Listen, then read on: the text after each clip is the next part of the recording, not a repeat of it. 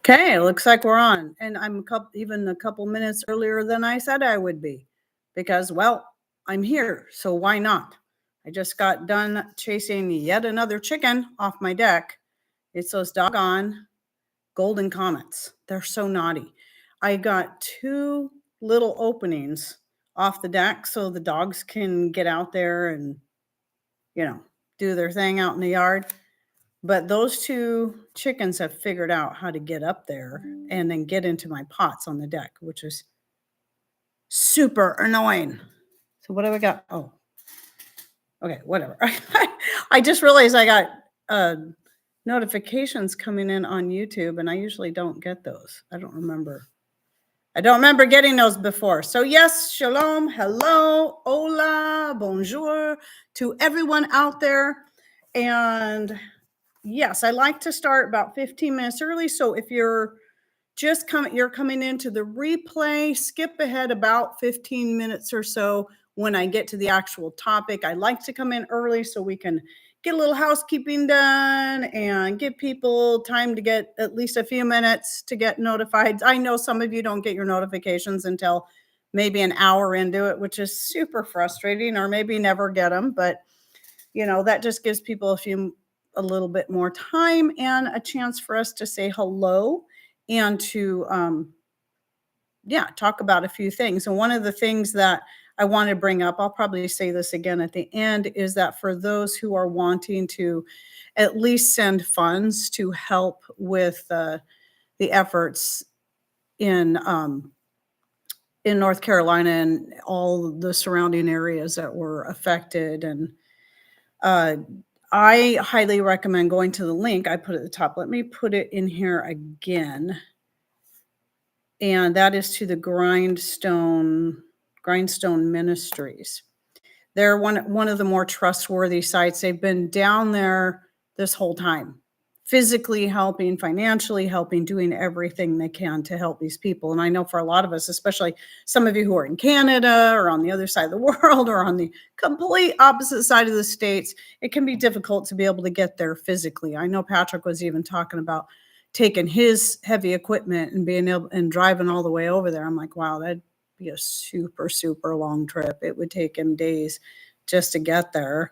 And lots and lots of fuel pulling that heavy equipment across the states. But at any rate, we're doing what we can to help out in other ways. So that's the place I'm going to recommend for that. Now, let's see, what are a couple other things I want to talk about before we hit the time, the scheduled time.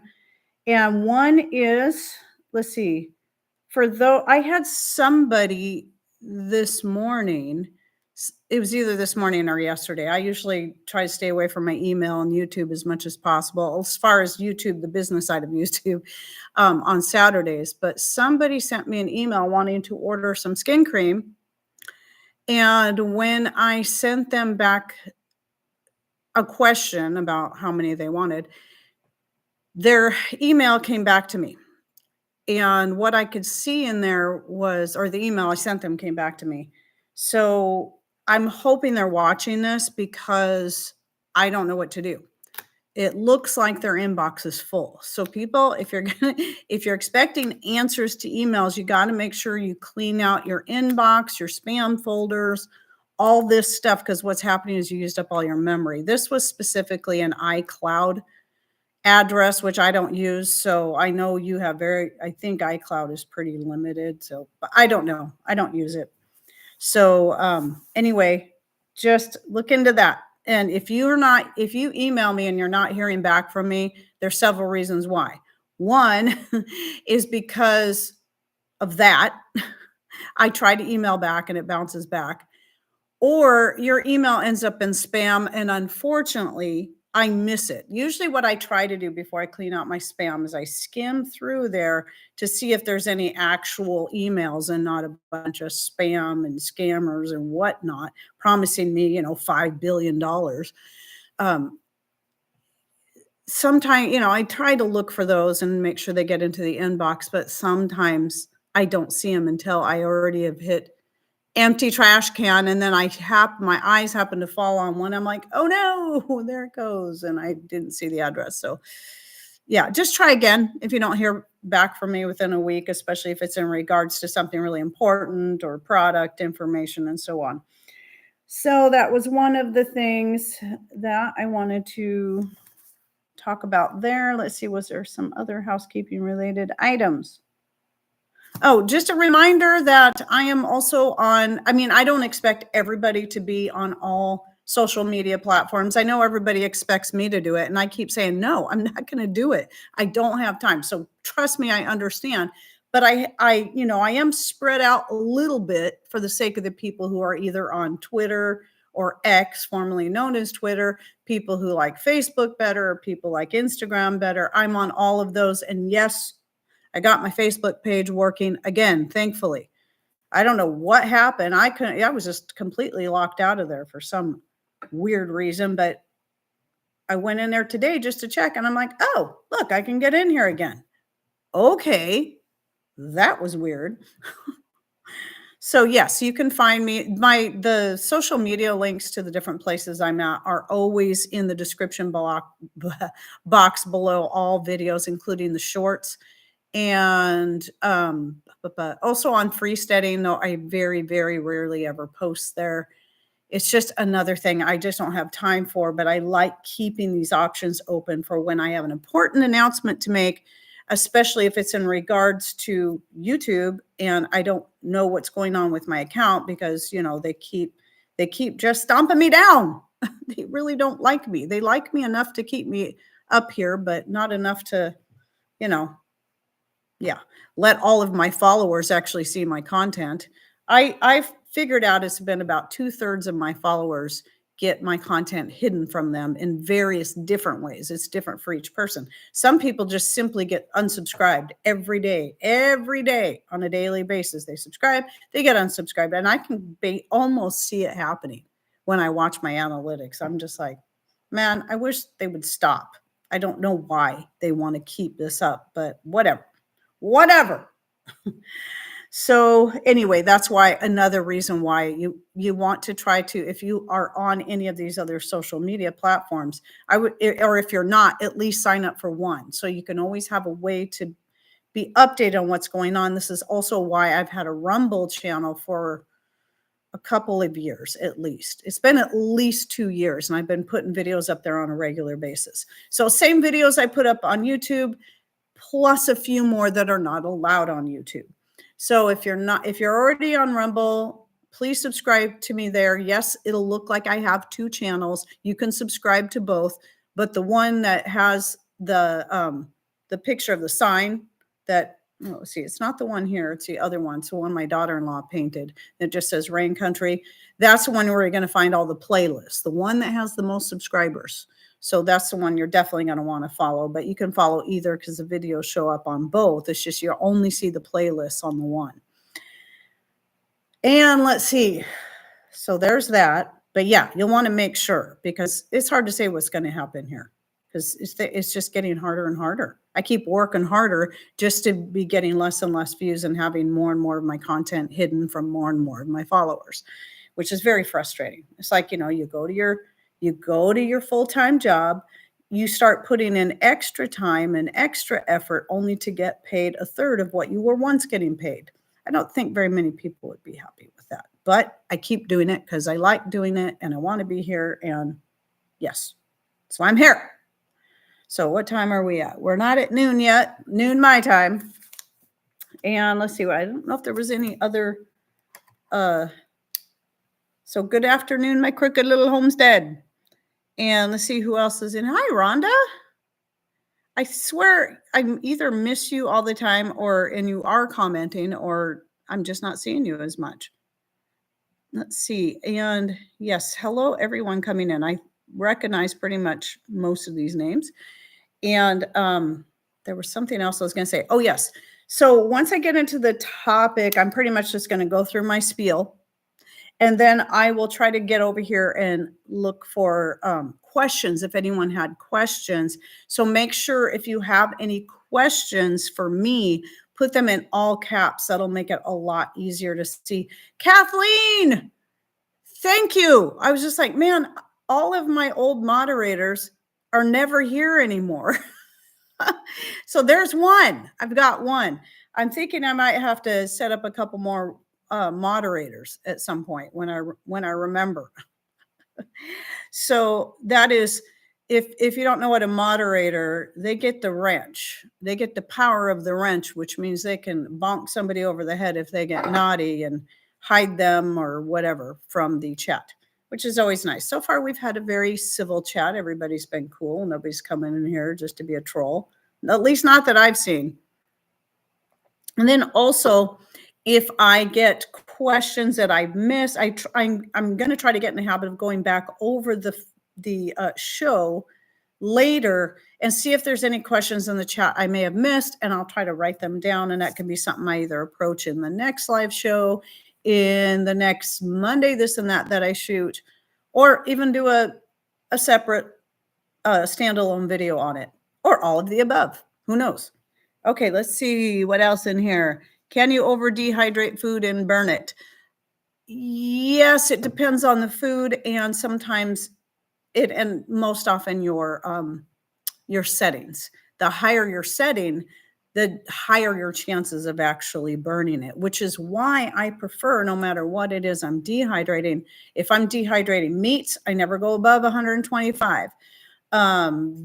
Fruits and vegetables, 115 to 125 tops, even though those temperatures are usually set for things like herbs. Herbs will say typically 95 to 105 or 110. That all varies depending on the herb. And the more you work with herbs and dehydrate them, the more you'll kind of understand what temperature is going to be best for what. But like more delicate herbs, like I find golden oregano to burn very easily. So it has to be at the lowest setting. So it really just depends. But things like your fruits, vegetables, and meats, if you're using for fruits and vegetables, if you're using a setting of 115, it's very unlikely you're going to burn them, even if you dry them longer than needed. If you're going higher than that for fruits and vegetables, then you might burn them.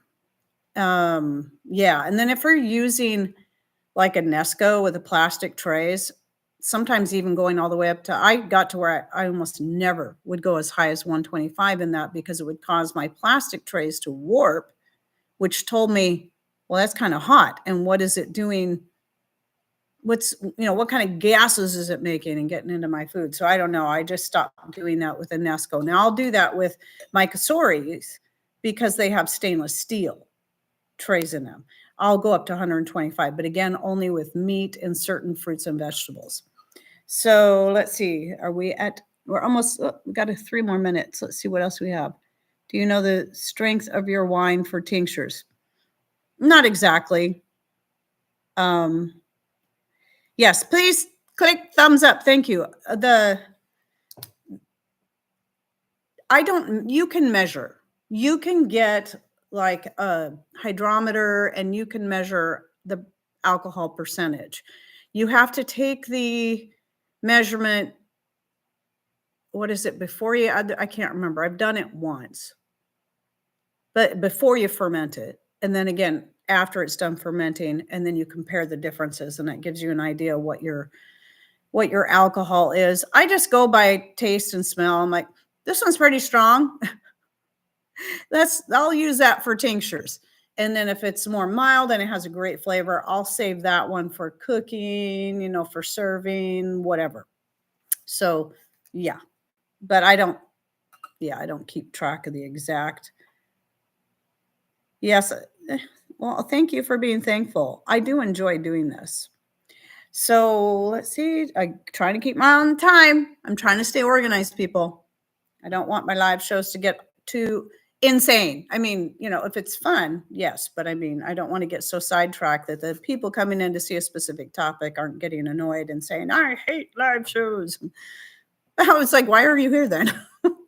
Anyway, Yeah, and also the other thing before I get into the topic is just a reminder is that for those who don't prefer live shows, but you're here right now and you're listening, just know that not only can you, wait for the replay and then skip through what you don't want to hear, but I've been getting in the habit of taking the important topics, and typically it's going to be one, and I'll try to keep it 10 to 20 minutes long.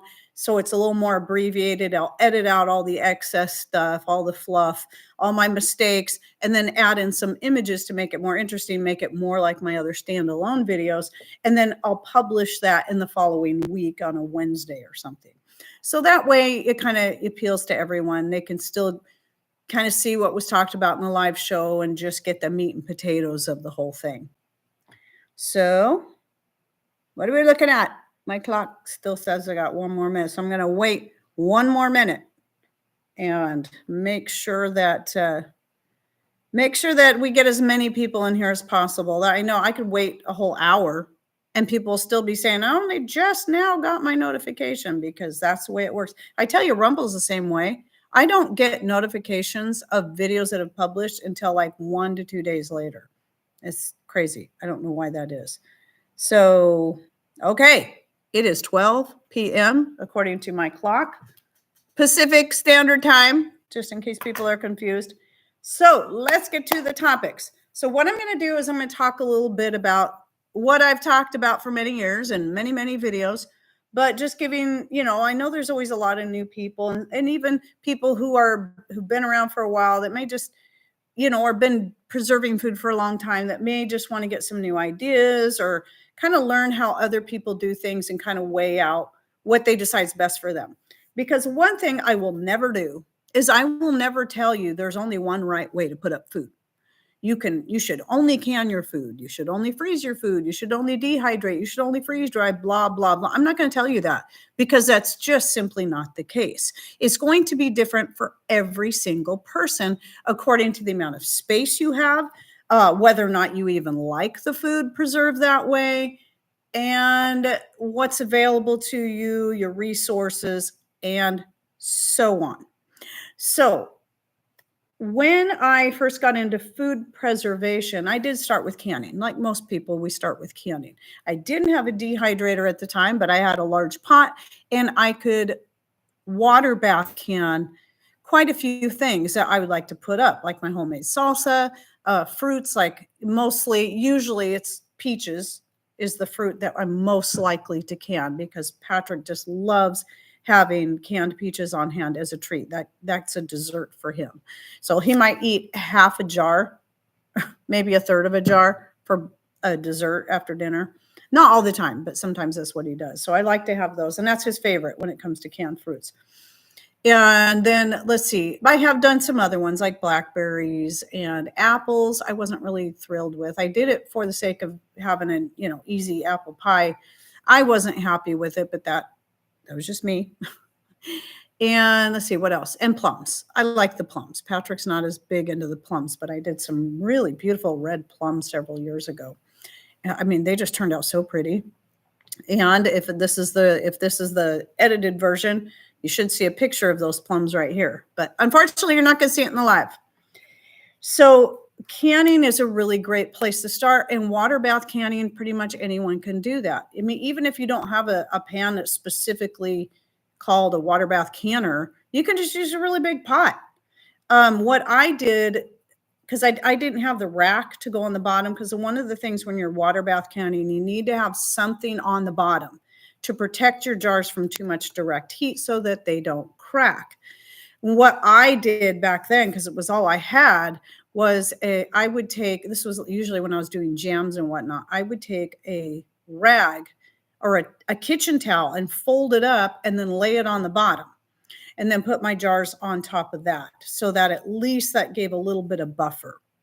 But it really is a good idea to get those, if you get a water bath canner, they're less expensive than a pressure canner, but usually they'll come with a special little rack that goes down inside, and it's got these little handles you can pull up and hang over the side of the pot to make it easy to put the jars in, and then easy to take them out again, so you're not having to stick your hands into, directly into the hot water to get it out.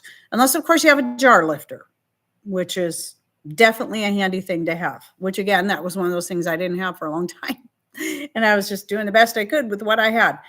So, in fact, I have one of my other, some of you might have seen my baking essentials video that just came out. I have another one publishing, I think, later this coming week on um, food preservation essentials. And that's for me, what I like to have on hand. And I talk about some of that stuff.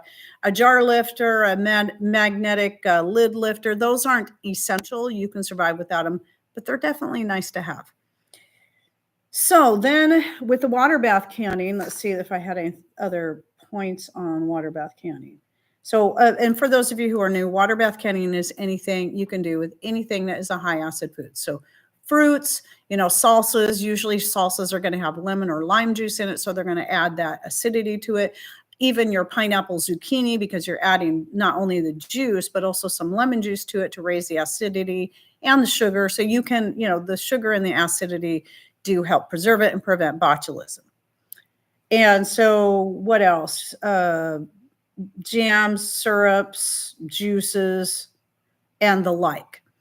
Then there's pressure canning, which for that, you're going to need a pressure canner. Now, if you're looking at getting into pressure canning and you're like, man, these pressure canners are really expensive, especially the All-American canner, don't forget you can look for these things secondhand. And I know I've shared this so many times, but I just feel like I can't say it enough. Now, many years ago when I decided I wanted to get into pressure canning, I did shell out some money for the second to the largest All-American canner. And I love it. I am so glad I have that. However, there's times that maybe I just want to run a small batch. I don't want to try to fill up the whole canner because it will hold, what is it? It holds, I think, 18 regular mouth pints, 16 wide mouth pints, or 14 quart jars. And I love that, especially when I'm doing a lot of green beans or something like that from my garden. I love being able to can a whole bunch of stuff like that.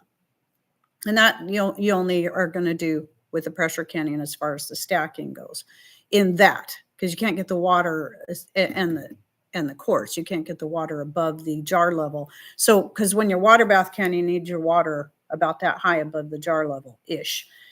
But if you're pressure canning, you're only putting a little bit of water in the bottom is all. And then the pressure canning is used for meats, vegetables, anything that is a low acid food. And I love being able to do that because it does definitely shorten the canning time rather than going with the old-fashioned method, which, yes, you can do, even though it is a constant matter of debate, using water bath canning for meats, vegetables, and more. Yes, it can be done. However, everything, no matter the size of the jar, no matter what it is, has to be boiled for 3 hours straight. There are people in Europe that still do this because pressure canners are highly expensive. The Amish still do this. This is the tried and true way that had been done for many years. In fact, even in the 50s, you could find Ball even had their own, where they had a chart for meats, vegetables, and more showing how long you did that if you're water bath canning or if you're pressure canning for both. And it's always 3 hours all the way across the board for the low acid foods. And then your high acid foods are going to vary, and it's going to vary by the size of the jar. So just know that, though I still love having a pressure canner because you're reducing the time by a minimum of half. So if I'm canning a whole bunch of green beans in a hot water bath method, I'd have to go for 3 hours, where I only have to go for 75 minutes because now I usually do them in pint jars. And 75 minutes, that's much shorter. That's less than half the time. If I'm canning carrots, it's like 25 minutes pressure canning as opposed to 3 hours. So especially since I'm using propane and I'm doing this outside, that's going to save me a lot more fuel. So to me, pressure canning is just the way to go when it comes to that. But for those who can't afford or are unable to get a pressure canner, yes, water bath canning, low acid foods can be done. There's just some rules. And I will try to remember when the show's over to link to the Patreon for free. I don't charge for anything. I do accept donations, but You don't have to pay a dime to access any of the information there, but yeah, I may have to give you a specific link. So I have a link where I compiled 3 different, I took the images, a couple of them are old images too, of these water bath canning times for low acid foods. And that way you can access that yourself. So I'll try to remember when the show's over to put that in the description box down below. But yeah, so sorry, I'm trying to see if there's anything. I can water bath 8-pint jars or so in the turkey roaster. Cool. Cool. Okay, so let's see here. Now, then the obvious one that I talk about probably more than anything is dehydrating. So right here, I have a jar of dehydrated apples from last year. And my apples might look a little bit brownish. Let's get that up here in front of the camera. That's because I don't bother putting anything on them to prevent them from oxidizing. I just try to work quickly, but you can prevent that by putting a little bit of juice on it. I think some people say a little salt water. Maybe somebody can add that in the chat. Like soaking them in salt water. I think I've heard that can help oxidation. I just don't bother because most everything I'm going to use the dried apples in, it's just not going to matter. But I love being able to dehydrate apples. I have tons of them put up. You can make pies with them. You can snack on them. You can, if your apples are low enough in sugar, you can powder them. If they're really, really flexible, you might not be able to powder them, but if you can snap them, you can powder them up. And you can use, those can be easily added to oatmeals and pancakes and muffins and breads. And you can even add water and cook it a little bit and turn it into applesauce, just like that. Have a real quick, easy applesauce where you don't have to have a whole bunch of jars of applesauce put up, or even apple butter if you want. So I do a lot of dehydrating of apples because we get a lot of apples. Even after I give tons of them away, I still end up with way more apples. So I have lots of jars like this, not just from 2023, but I have some that go back to, did I finally work through the 2015 ones? I may have.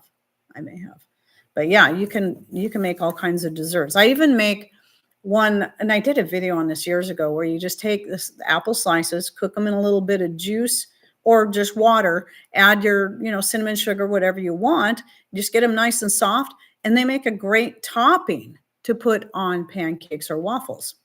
And then you can make your homemade whipped cream and put that on top too. It's pretty dang good, especially this time of year. But yeah, the other day I made pancakes, apple spice pancakes, using my apple powder. And then I made, yesterday for Patrick, I made him some apple spice oatmeal. Oh, I didn't use the dehydrated apples. I decided to use some fresh apples because we're trying to use the apples as they're coming in. But I've done that with the apple powder before. And then dehydrating is probably the reason I use dehydrating more. And I've switched some things that I normally used to can over to dehydrating is because the amount of space it saves in my pantry is pretty large. For some things, not as much. Like dehydrated meats don't save as much space, or dehydrated cooked beans don't save as much space as the can compared to canned, as like zucchini or what else? Anything squash, pumpkin, zucchini. Once you dehydrate that stuff and you powder it down, or even like with the zucchini, I'll do both. I'll have some powdered to add to breads and whatnot. And then most of it's just cut up in little chunks. I just dice it up, dehydrate it. And I can fit so many good sized zucchinis, like this size zucchinis. I think I can fit, if I remember correctly, 4 that size into a quart jar when they're diced. But if it's powdered, I can fit 8. That's a lot of space. That is a lot of space. Same thing goes with the pumpkins. And now pumpkin powder, that's the only way I preserve pumpkin, is I cook it up.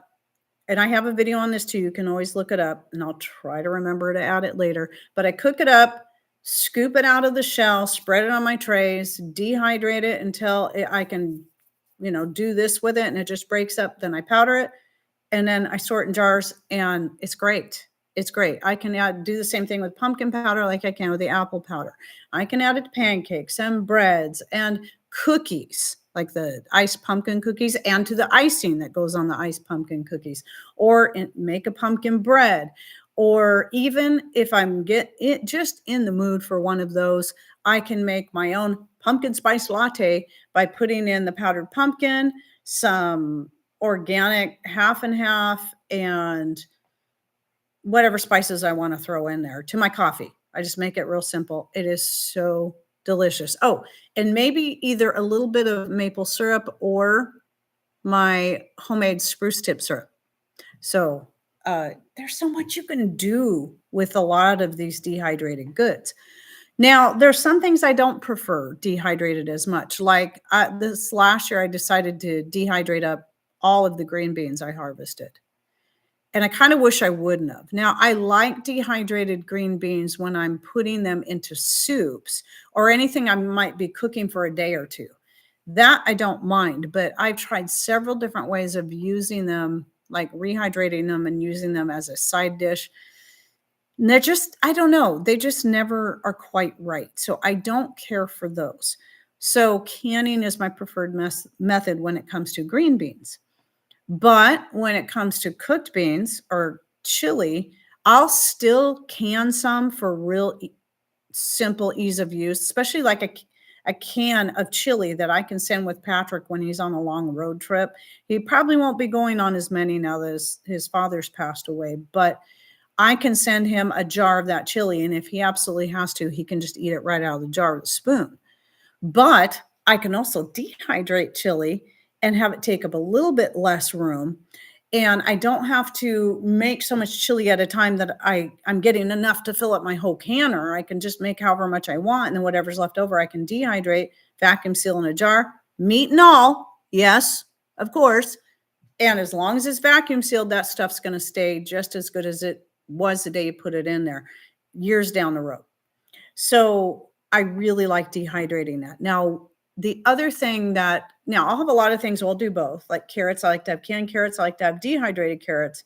I still like to have some dehydrated beans, but mostly canned green beans. But some things like the pumpkin and the tomatoes, I will only dehydrate those now. And even though I used to can up tons and tons and tons of tomatoes, now I only dehydrate for the same reason. They take up less space. I don't have to use up a whole jar all at once if I don't want to or need to. I can just take a spoonful of the dried dehydrated tomatoes. And I'm not talking about tomato pieces, like you cut them up and dry them. I'll do that too. That's nice for throwing into soup, stews, and whatnot. But I'm talking about pureeing the tomatoes so that they can powder up easily. However, this is an important tip. If you haven't done this yet, if you're wanting to make a tomato powder, don't powder it. Don't powder it. As long as you puree it before you dehydrate it, it'll be fine to just flake it up and then vacuum seal it into jars. And the reason I say this is unless you're going to put your powder into little small jars, like half pint jars, you're going to want to keep it vacuum sealed at all times. If you have to open it up and take anything out of there, you're going to immediately want to vacuum seal that powder, because if you do not, it'll turn to a brick in your jar. I'm not kidding you. And it'll be near impossible to get out.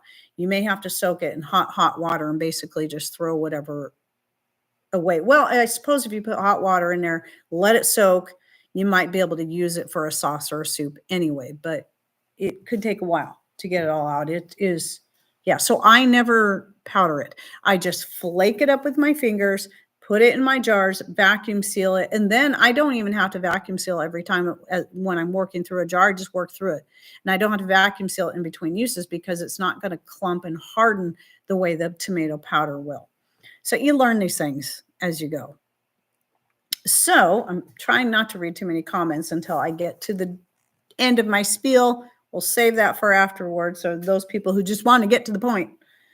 Let's see. So yeah, dehydrating all kinds of things. All of my herbs get dehydrated, except for obviously things that I'm using immediately. And then those herbs get used for making teas, making medicinal tinctures, making medicinal salves or just my skin cream. Because I put a whole bunch. I'm always adding something new. There's so many herbs that are good for your skin. So like my muscle rub, my infused muscle rub too. Though not all of those are homegrown. Some of that stuff store bought, like the cloves, because I don't grow cloves and cinnamon. Or no, I don't use cinnamon there. I use cloves. I could use my own hot peppers, but they're too precious to me. In fact, I have, oh, it should be sitting right here because I'm at the big dining table in this room.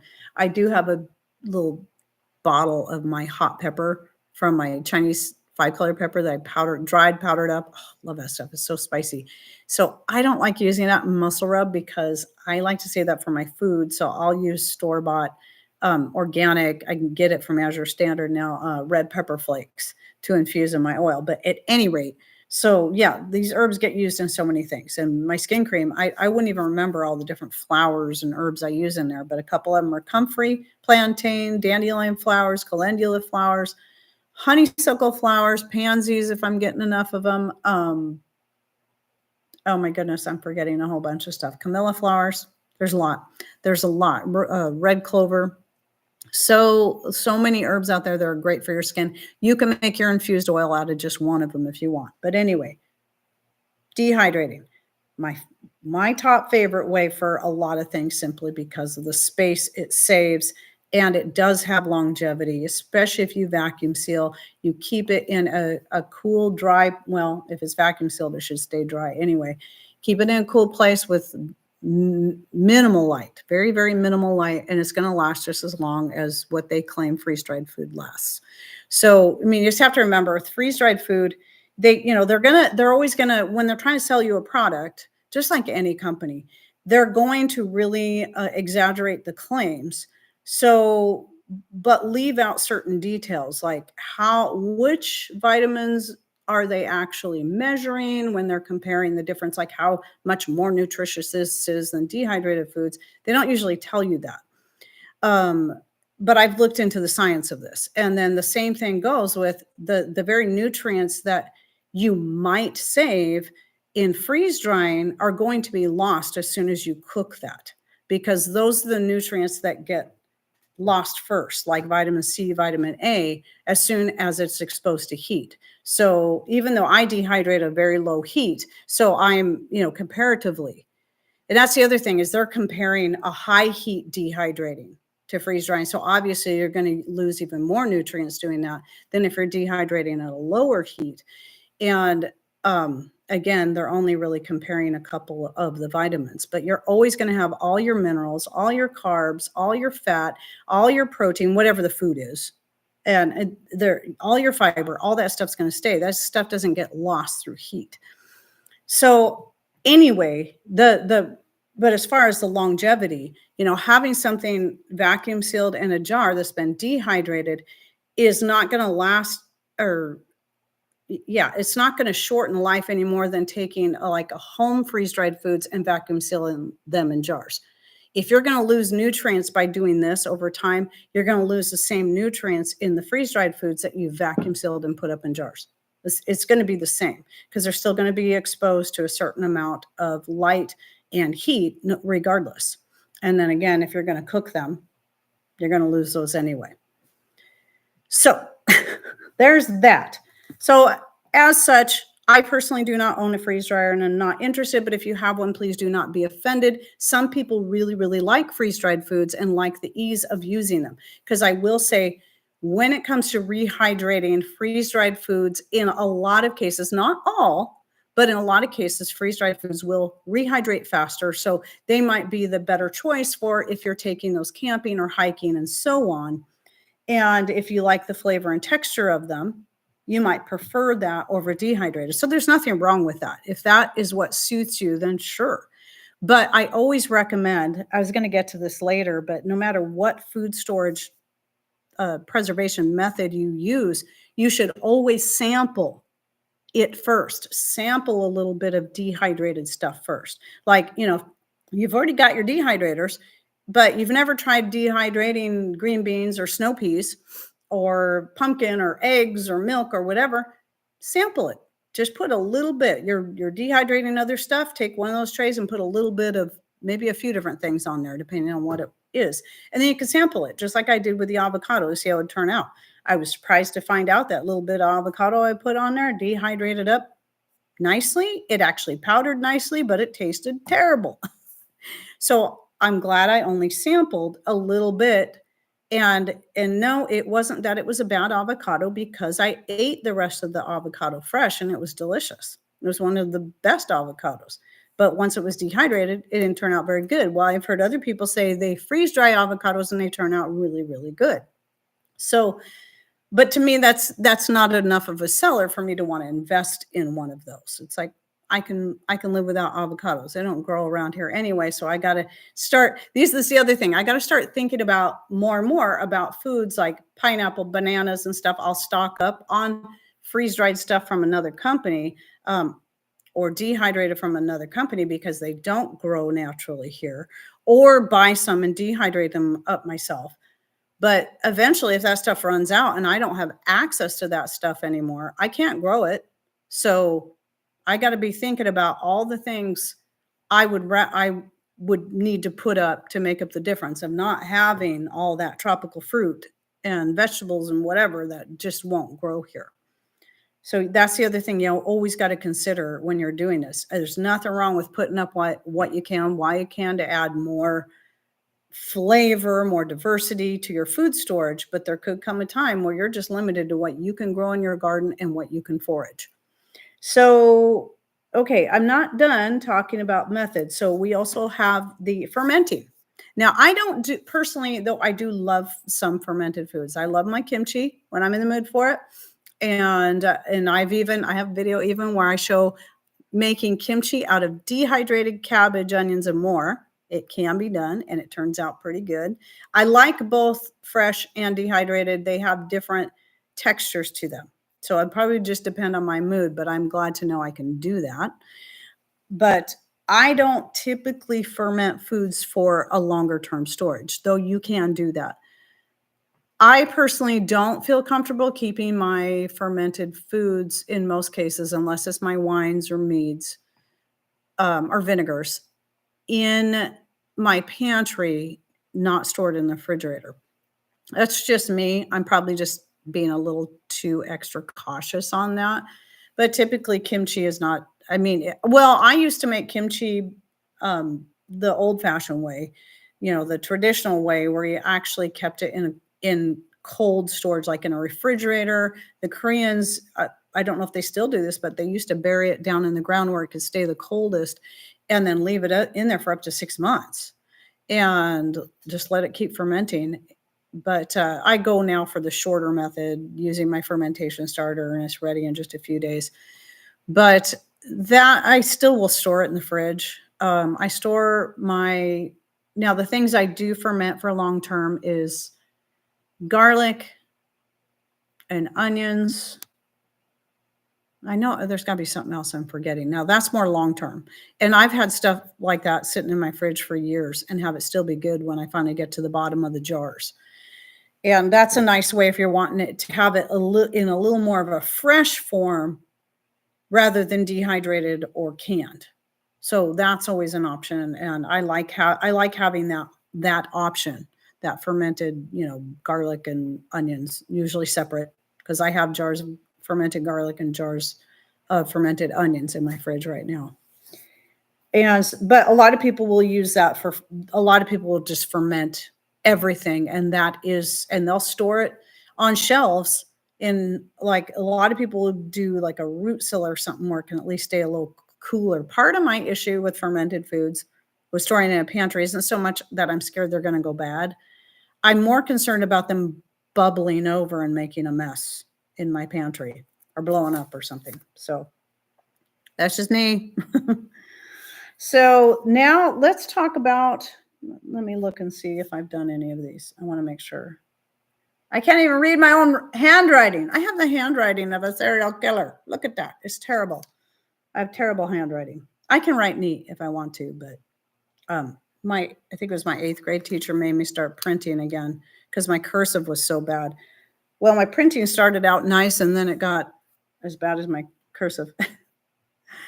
Okay, let's see. So, okay, Said it. Yeah, now I can see what it says. So the other methods that I personally haven't done, but you can do, these are old-fashioned methods, would be salt curing. That's typically used with meats. Fat preserving. I don't know if that's what it's called, but that would be like Patrick's dad, Patrick's grandma, he grew up in North Carolina, and that they would raise meat animals and then butcher them and then just store the meat. I assume that she would cook the meat and then put it in the jars and take the fat and pour it over the top of the jar. She didn't have a pressure canner. Pour it over the top of the jar and let it basically seal all that in. And then that's how they would preserve their meat to get them through the winter or through the rest of the year. And then they also used for preserving their foods like that, what's called a spring house. I think they might have other names where it's just like a little house built right on or next to a spring where the water can even flow through there. And the water going through there is what keeps it cold, like a refrigerator. And so that's a great way, especially if you don't have electricity or if your electricity goes out. And then the other old-fashioned method would be an ice house.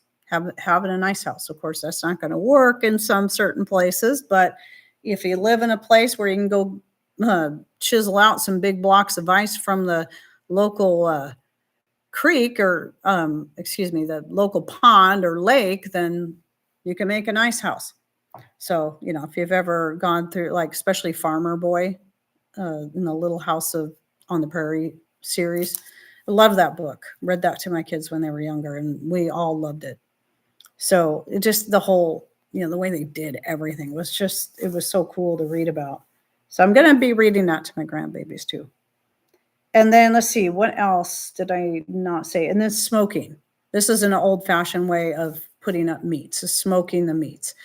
And it's basically you're kind of cooking them, drying them, smoking them, and you're getting all of those things in there that's going to preserve that meat for a long period of time.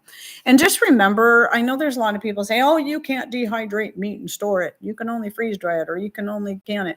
That's not true.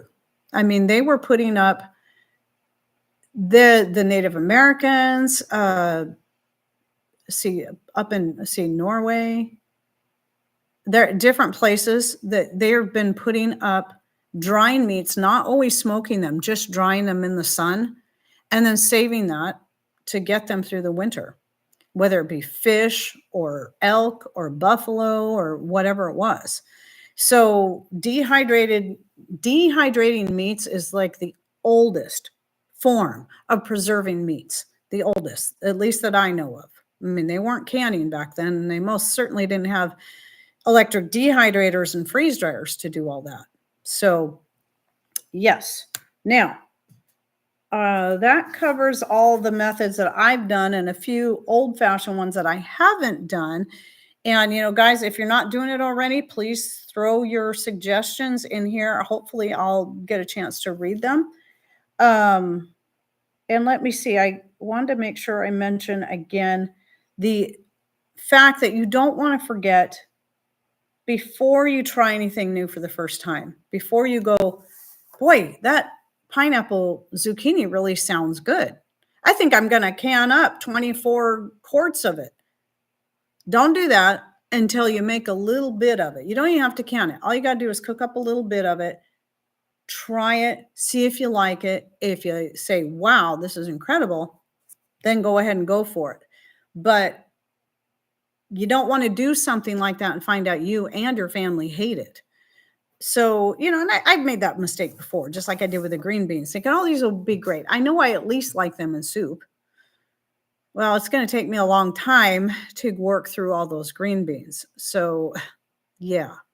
Thankfully, I have a lot of home canned green beans. I didn't put in beans this last year, giving my garden a sabbatical rest, so had no beans to harvest. But thankfully, I was so far ahead on my home canned, homegrown green beans that I should be good until I start growing them again this next season.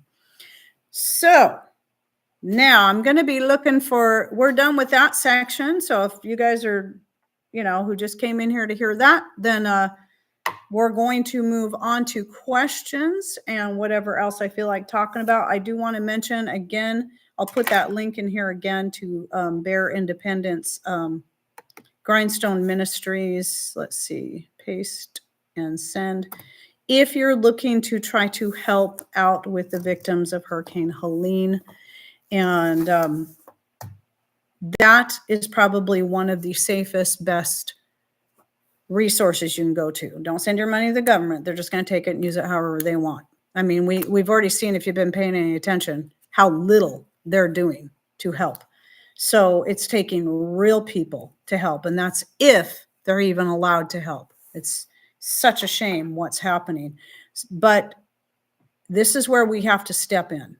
We are, if we're blessed, whether it be that you believe in the great Creator blessing us with what we have, or you're just blessed enough to have extra put up or extra in your savings account, these are the times that we have to remember that one of these days, this could be us. This could be us, and we should be willing to help other people that are in need. Many, many people have lost their lives. Many people are, I hope this isn't going to get this demonetized, but many people have lost everything. And I mean everything. And that can happen to any one of us, no matter how prepared we are. So not only should we be preparing for our own selves, we should be prepared to help when someone else is in great need like that. So anyway, yeah, I've heard there's more hurricanes coming. I've heard that too. So that's one of the things I've been trying to stay a little bit up on. I don't have a recipe for fermented barbecue sauce. I've never thought to try fermenting it. I have a recipe for barbecue sauce, and it wouldn't be hard to just go ahead and ferment it as is. I've just never done it. I don't even can it. Usually when I make barbecue sauce, I make it, I use it. That's it. And I just don't need it preserved for a long period of time. But I'm sure you could ferment it the same way you would fermented salsa or anything else. So let's see. I made the overdone mistake with dehydrated pineapple, too hard and chewy. Oh, yeah. I haven't had that happen with my pineapple. It's always dehydrated up good, but maybe it could be the temperature you had it set at. I need to take these off when I'm looking at the camera because the ring light reflects off of it. Okay. Remember, people, if you have any questions directly for me, please put them in all caps. I'll be more likely to see them. Amen, Heidi. We have another coming this week across Florida. So, yep. Batten down the hatches, people. And that means everybody. Because like I said, any of this, I mean, we're overdue here where we're at for a massive earthquake. Way overdue. We've had minor ones. Very, very minor ones. I mean, I've never even felt the ones that people say, did you feel that? No.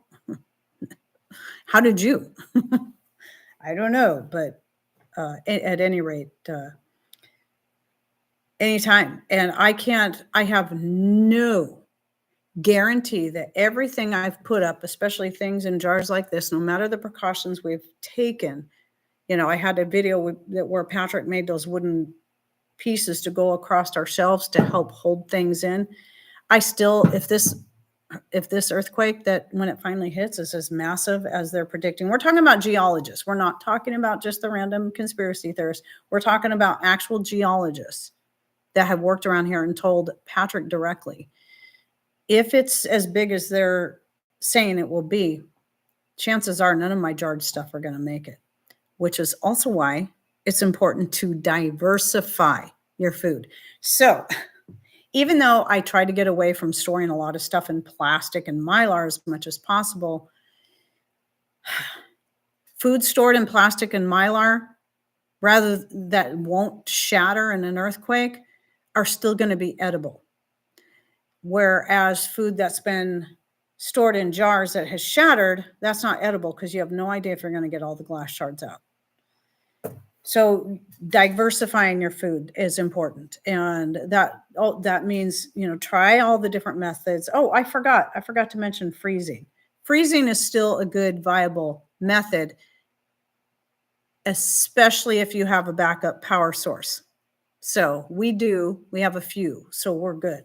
But yes, I still freeze a lot of things, but you never know when a freezer might just decide to kick the bucket. And well, then it's pulling out the canner and the dehydrator and putting up a whole bunch of stuff in another way. But yes, I do have some things still stored in their original containers, like some of the freeze-dried pineapple, mangoes, and bananas I get from Mother Earth Products. I do still like to get their dehydrated carrots and a few other things. I just keep them in the bags they came in, and then I store them that way. And at least I don't have to worry about if an earthquake hits, they're still going to be good. So let's see. Remember, all caps will really help, but I do see a question. Let's see. Do you have any pressure canning mess ups? Well, all the time. My green beans didn't have much liquid in the jar when done. It's sealed though. I wouldn't worry about it. So I wouldn't worry about that. I've had some where sometimes that happens if you don't get, if you don't get all the air bubbles out, which makes it weird. If you're trying to get all the air bubbles out when you're canning. If you don't get them all out, you're more apt to have more liquid escape from the jars while they're canning and have less water level, but it's not going to hurt anything. The worst that's going to happen is that anything above the liquid level, the longer it sits in food storage, it's going to discolor. It doesn't mean the taste isn't still great. It'll just turn maybe a little, it'll just start to fade more so than what stays below the liquid level. So in fact, I just opened up a jar of some home canned ground beef that I put up 2015 and decided, this will be good to use in this excess white sauce I have. Because what I'd done was I'd opened up a jar of home canned meatballs, and then I had my, like every time I make any kind of white sauce, like biscuits and gravy, whatever it is, I'll take the sauce, whatever's left over, and put it in a little bowl and freeze it until the bowl gets full. Once the bowl is full, I'll take that, thaw it out. I'll take a jar of my home canned meatballs and then throw that in there, cook it up, and then serve it over rice. Well, I did that, but Patrick ended up eating all the meatballs and there was still the gravy left. And I'm like, I just want to use all this up. So I went and opened up a jar of the ground beef, and it's, what I say, 2015 at the latest. I don't think it was 2013. That was when I first started putting stuff up like that, but pretty sure it was 2015. It was still so delicious, straight out of the jar. However, that little top layer that was kind of poking up above the liquid level was just a little grayish looking. Still tasted just as good as the rest. So there's nothing wrong with it. It's just the nice thing about the liquid in there is it does help the color of things last longer when you're canning. So, and some people will argue, you gotta always have X amount of liquid in there. And, you should never dry can your potatoes. Yeah, I know many, many, many people are dry canning potatoes and love it. And I can't wait to try it this next season. So Heidi, do you make rose hip jam? Nope, never have. We don't go through a lot of jam as it is. And so, though I like trying, like I've tried rose petal jam that somebody else made, or not jam, but jelly. And I liked that, even though I prefer jams over jellies. Personally, I prefer for jams, I like to use whatever I already am, have on hand is fruit based. So my favorite, besides raspberry jam, my other favorite is using my currants and the blackberries we harvest from down the road here on our other piece of property and doing like a 50-50 blend. That is my favorite jam. It's like the perfect, they just complement each other so well because currants are pretty tart, red currants. And then it makes a lovely color too with the two together. So I'm thinking one of these days I need to make a wine out of those two. The last wine I started, as some of you will see tomorrow, I did an update for tomorrow's video, the Monday this and that, where I'm showing the current batch of wine, which is mostly grape juice from our own grapes, but also added some blueberries that I had frozen from our own garden and currants and juice those up, and it made a nice, pretty color. So I'm curious to see how it's going to taste when it's done. Do carrots have to be par cooked before drying? That's going to be entirely up to you. I never do. The benefit of cooking them a little bit first is going to mean that they will rehydrate better and you'll have less chance of them being chewy. However, because I like to use my dehydrated carrots in things like my homemade spaghetti sauce or whatever Italian sauce I'm making, or my homemade soups or chilies or things that I'm going to be cooking for a long period of time, I don't have that problem. But I have tried using my dehydrated carrots once I dehydrated raw in something that I didn't cook as long. I was making moussaka. And it was the same thing with the green beans. I didn't cook the vegetables long enough before making the moussaka. And those two things were just a little bit on the chewy side. So I probably wouldn't do that again, or I'd at least make sure that they were cooked better, like all day in the solar oven or on the wood stove before I make the sauce or put them into the casserole. So yeah, it's again, there's so much stuff that is really a matter of choice. And here's the issue I tend to have with a lot of things is that you get a lot of people that will say, this is the only right way to do something. No, it's not.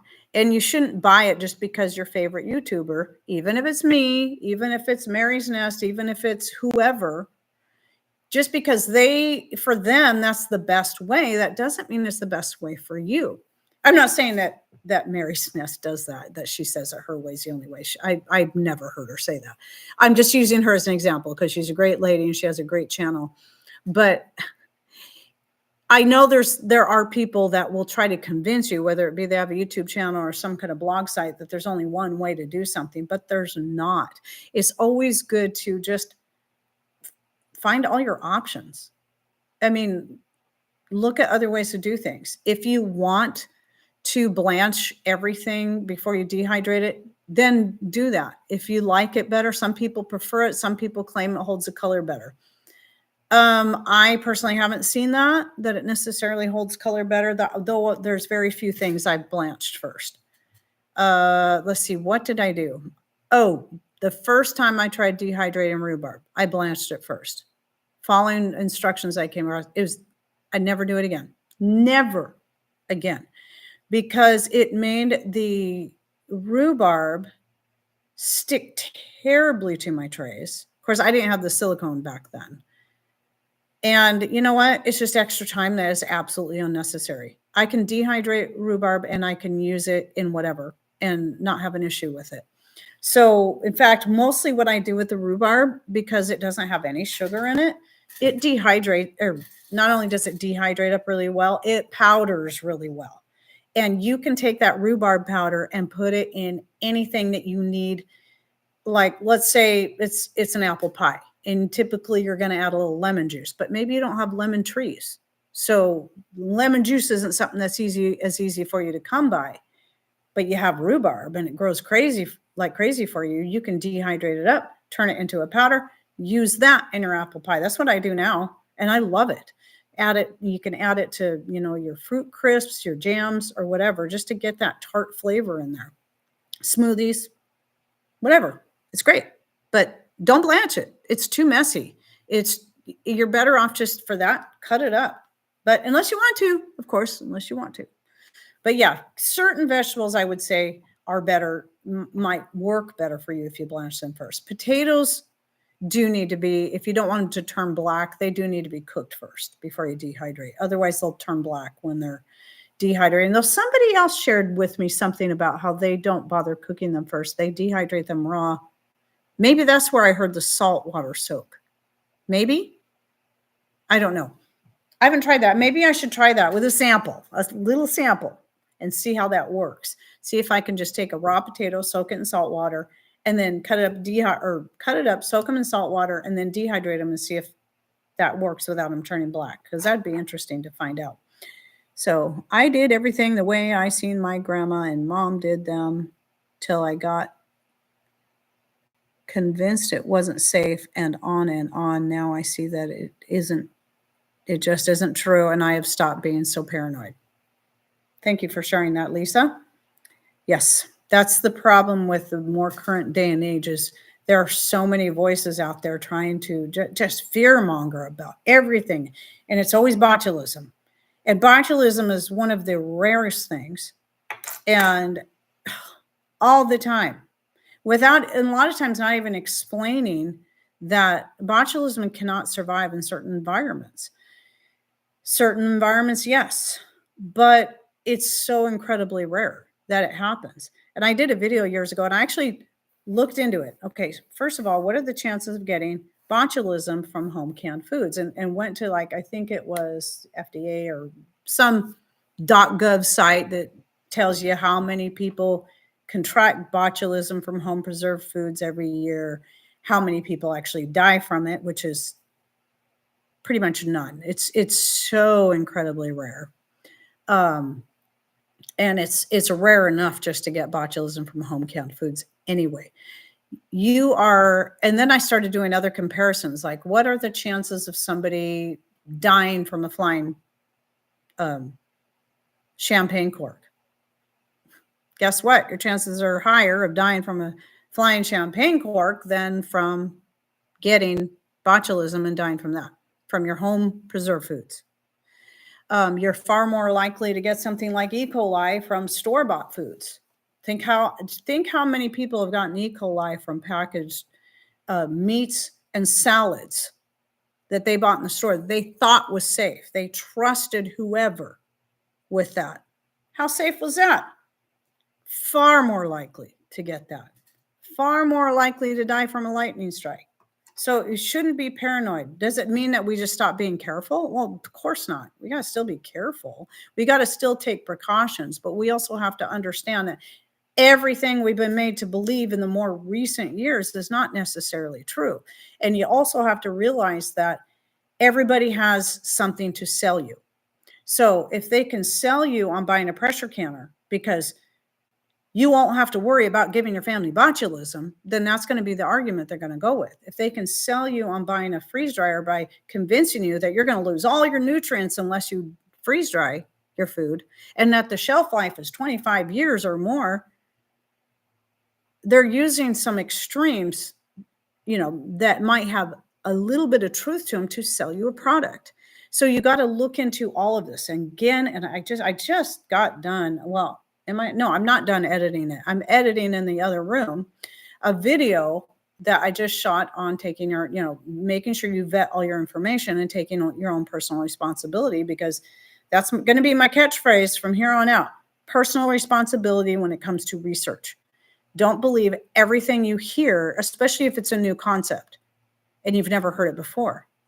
And vet it, look into it, because there's so much fear mongering going on about everything. I think part of what happens, people, part of what happens is that, and I can attest to this, because back in 2010, starting in 2010, I started looking into, we were preparing for an election in 2012. So I decided it was time for me to stop being ignorant in the way I voted and start researching things. Well, that led from one thing to another until the next thing I knew, I was falling into every conspiracy theory rabbit trail there is out there. And I got to tell you that while there are conspiracy facts, there are conspiracy lies. Not everything you see, just because it's okay. Here's how it happens. This is what I'm trying to get to. When we start seeing that we've been lied to here, and here, and we start seeing the truth and the facts that back up that truth, and we realize we've been lied to, then all of a sudden, everything we've ever been told about everything is a lie. And then we start falling down all of them, every single one of them. But you've got to take that responsibility and vet all the information before you jump on that bandwagon, because it's too easy. Once you're in that vulnerable state of, wow, I've been lied to all of my life about this, it's heartbreaking. It hurts. It's painful. But now you're in a vulnerable state where you're ready to believe everything. Again, I'm saying this as someone who's been there and had to get a grasp on things and realize, okay, this is real, but this is fake. This is somebody trying to sell me a product. A lot of times these conspiracy theories that arise that are not real, that are fake, are to sell a product. Maybe it's just to sell clicks and views so they can make revenue off of you giving them attention. Sometimes it is actually selling physical products that back up their claims. Sometimes these people don't even believe what they're telling you. They're telling you this because they know you're vulnerable and they have something to sell you. So you always have to be very careful with any information you get. And we're all susceptible to it. All of us, not one single person is above that, not one. And so nobody should ever feel bad because they've fallen for lies on one side or the other. Just know that you've been duped just like any one of us. And that's where then we have to come back to our own personal research and getting too familiar with the old-fashioned ways of doing things and the people that have been doing these things for 50 years, 100 years, 200 years. I mean, obviously those people aren't alive anymore, but we know they did that stuff, just like the dehydrating of the meats. I mean, the Native Americans, that's what they did. And yet you got people today saying, oh, you can't do that. You're going to die. No, you're not. No, you're not. So let me look and see. I think I might have had another question. Thought I saw another all caps. Exactly. Okay, it's Lisa.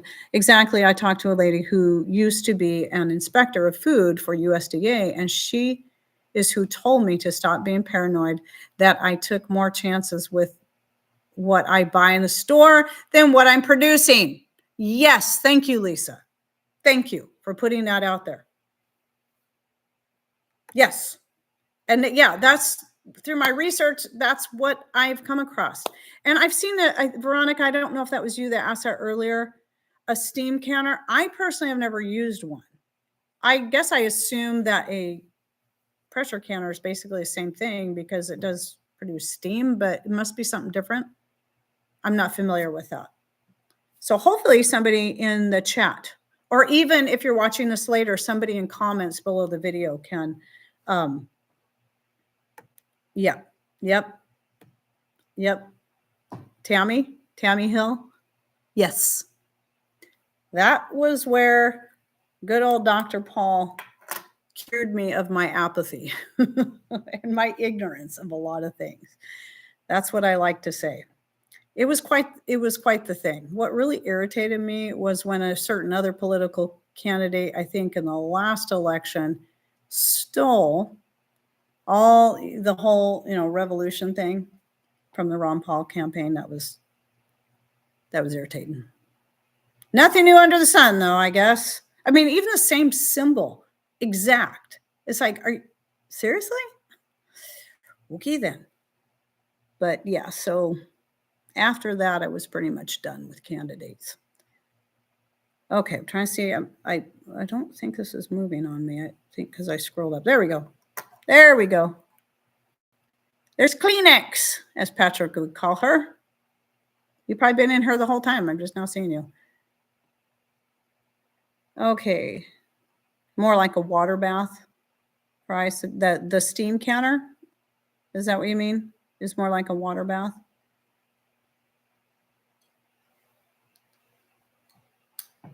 Okay, sorry, people who are watching this live and not interactive in the chat or watching it later. I'm trying to keep up. Sorry, yes, water bath.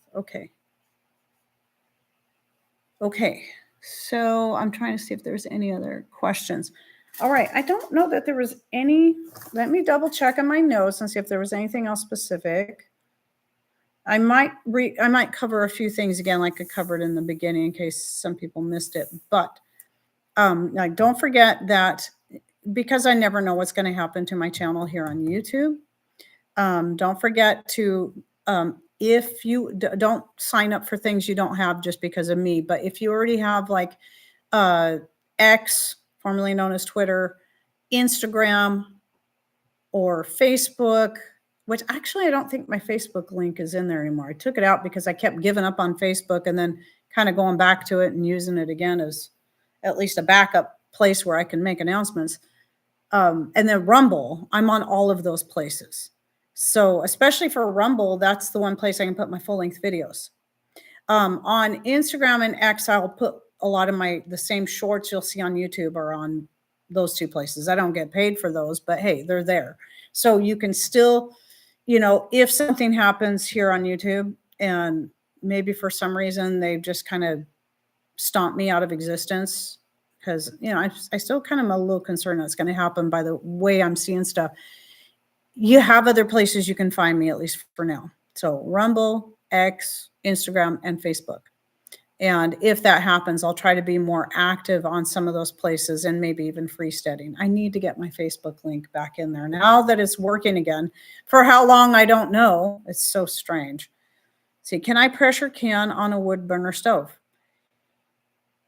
You can. I personally have not done it. I'm a little too nervous because when you're pressure canning, it's really important that you keep your temperature. You got to keep it the same. You got to keep that pressure at the same pressure all the way through the whole process. You don't want it to drop. So you would want to keep watching that. I have seen, I don't know if you guys remember J-Null 0, and he hasn't made YouTube videos in a long time, but he was pressure canning on his rocket stove. Now, I keep saying one of these days, I'm going to remember to pull out my rocket stove like I was talking about last week in episode 3, and start using it again. And then one of the things I do want to try is at least water bath canning on that, because that's not quite so scary to try to keep it boiling. But with a rocket stove, it's even worse because you got to keep feeding it. You got to feed it. That means you'd have to be tending that fire all of the time. Whereas a wood stove, you wouldn't have to tend it as much, but you would want to make sure you can get your wood stove hot enough and keep it hot enough that it's going to keep that pressure through the whole cycle of the canning. It might be something that you could try. I would say was something that was like a small canner and canning carrots, since pressure canning carrots only takes 25 minutes. At least that's a shorter period of time, like, at least 25 minutes in a pint-sized jar. I think I'm right on that. Look it up because I might be wrong. Because I had the carrot canning time wrong for the longest time. I was canning them for far too long. I think it's 25 for a pint.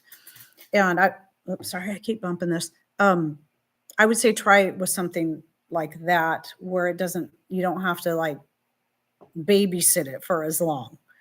I should give that a try too. But I have to admit, I'm a little scared. But I got a small canner. I should just try it. We got fires going on a regular basis now. I should just give it a try and see how it works. Just do something small. I have pressure canned on a wood stove, but like Heidi says, you have to play your fire like a finely tuned instrument. Yep, that's pretty much what I figured. I want to make honey and garlic, but I'm nervous about making it right and not ruining it. It's really hard to ruin. I mean, I guess it would depend on what all you threw in there. But if you just start with garlic and honey, just keep it simple. Some people like to crush the garlic so the honey gets into that. Some people just drop it in whole. Some people might even chop it up finely and put it in there, which I've thought about doing that too. But I find that when I leave it long enough, the honey infuses really well all the way into the whole garlic cloves. And I really like it. But I also like adding more things. I wouldn't be scared of it, Tammy. Just do it. Just, again, start with a small jar. You don't have to do a quart-sized jar or a half-gallon jar. Do even like a jar this size. This is my skin cream that I keep in here. This is a 1/4 pint jar. It's just a little. You could do just a little bit and then try it and see. Remember, honey is a natural preservative on its own that does not go bad. Obviously, the garlic's going to add some liquid to that. That's why the honey will get runnier over time. I do like to keep mine in the fridge, but some people don't. Some people keep theirs. I mean, once I've let it sit for several days out on my counter, I will stick them in the fridge because I know I'm going to forget about them, and I don't like too much stuff cluttering up my counter. And if I put it in the cupboard, I'll definitely forget about it. So in the fridge, at least I know for sure it's going to stay good because it's got the honey, it's staying cold. But like I said, people have kept theirs in cabinets and not had any issues and forgotten about them. So what else do we have here? How long does dehydrating foods take? Is there a good brand to use? Dehydrating question. It's going to depend on what you're dehydrating, and it's going to depend on the temperature. So I have a whole bunch of dehydrating videos. And again, if I can remember to put it in here, I did a fairly recent video on dehydrating tips. And the amount of time is going to depend on what you're dehydrating, how thick it's cut, what the temperature is. There's so many variables. And everybody's going to have their own opinion on what's the best dehydrator. I've had Nescos for years because the very first one I got was actually called Open Country, but it's made by the same company. I got at an auction for $30, brand new, brand spanking new. And then I bought another one years later so I could have backups and be able to do more with it. And then I found two more at garage sales for like $3 and $5 a piece that were like new, but one by one through the years, they all died. This last year, my last one, finally, the motor just died. And I'm like, well, that's fine. I had already got myself a couple of Casoris because I had a feeling when I got down to that last dehydrator that I was going to need some backups. And for the most part, I like these better. But that's me. They're going to be more expensive than the Nesco, but less expensive than the Excalibur. The style of this, I don't know what it is, what the camera thing messes us up. The style of this, I prefer, even though I've never used an Excalibur, I prefer the door style of this better than the Excalibur because it opens and shuts like a cabinet, where the Excalibur, unless they've changed it, you actually have to place the door on. And somebody told me it's a little bit fiddly. And, and it is less expensive, but it's got stainless steel trays in it, where at the Excalibur, I think it comes with plastic, and then you have to pay even more if you want stainless steel trays to go in it.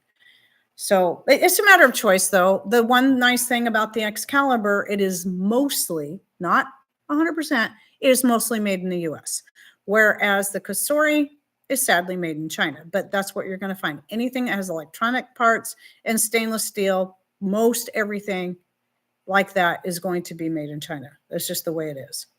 And, we do the best we can, but we also have to do the best we can, take care of ourselves by getting what's going to work best for us. So, and the Nesco is also mostly made in the US, but the electronic parts are made in China. Where the thing that bothers me about Excalibur is you go to their site and try to find out what's made where. They'll tell you that the electronics are made somewhere else, but they don't tell you where. They're made in China. Just like those 4 jars lids. Everybody goes on and on about. They're great lids. I'm not going to deny that. I was given a bunch of free ones too. I've never had any issues with them. They're great. But even though they're a US-based small business, family-owned company, the lids are still all made in China.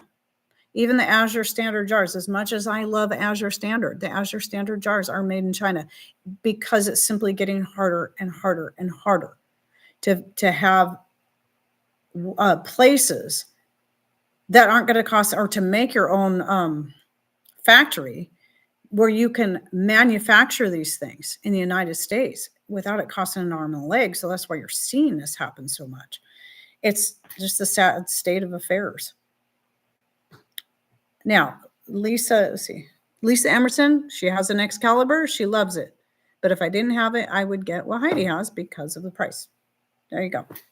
So it's, again, a matter of choice, a matter of the things that are important to you. I did a video 2 or 3 years ago about dehydrator comparisons. And that's where I learned about where they were made and where the parts were made. And I compared like 4 or 5 different brands. I don't know, at least 4, because I know I did Excalibur, Cosori, Nesco, and the Cabela's. There might have been one more, just from what I know from experience and what I was able to read on the ones I don't have experience with.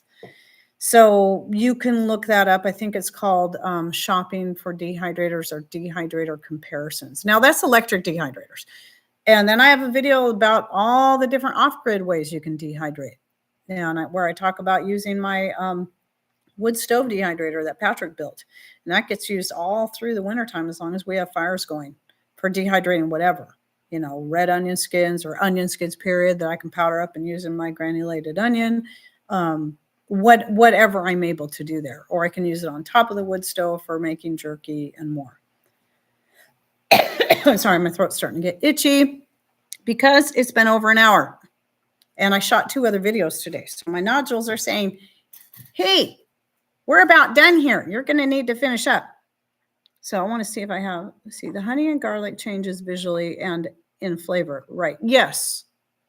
Yes, it'll often turn darker. Mine turns pretty dark anyway because I usually throw some Nigella sativa or black seed in there, which I like the added benefits of that.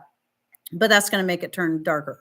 Plus, I add ground cloves, cinnamon, and some other spices in there.